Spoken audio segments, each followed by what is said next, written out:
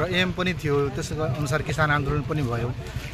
के भइरहेको छ यो किसान आन्दोलन उपलब्धिहरू प्राप्त भइरहेको छ? जनमत पार्टीको प्रमुख एजेन्डाको रूपमा किसानहरूको मागलाई सम्बोधन गर्दै थियो।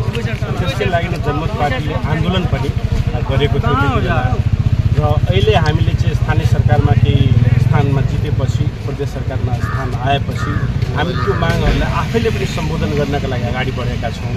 त्यही क्रममा नै अब जहाँ जहाँ हामीले जितेका छौँ, हनुमाननगर, कङ्कालीको बलानपुर भयो, त्यो ठाउँहरूमा चाहिँ हामीले मास्टर मिटर राखेर किसानहरूलाई निःशुल्क विद्युत दिने काम गरेका छौँ र कृषि विद्युतीकरणलाई विस्तार गर्दै हरेक खेतहरूसम्म बिजुली पुर्याउनको लागि हामी प्रतिबद्ध पनि भएका छौँ, त्यसको लागि काम पनि गर्दैछौँ। त्यही क्रममा प्रदेश सरकारले पनि हामीले योभन्दा पछिल्लो आर्थिक वर्षमा हामीले चाहिँ 48 करोड कृषि विद्युतीकरणका लागि छुट्याएका छौँ। त्यसलाई अहिले बहुवर्षीय गरेर त्यो काम चाहिँ सुचारू रूपमा हुन सकोस् र त्यसका लागि हामीले फेरि पनि बजेट यसपालि पनि राखेका छौँ र त्यो कामहरू पनि हुँदैछ। त्यो भएपछि चाहिँ कृषि विद्युतीकरण व्यापक रूपमा विस्तार हुनेछ भन्ने हामीले आशा लिएका छौँ।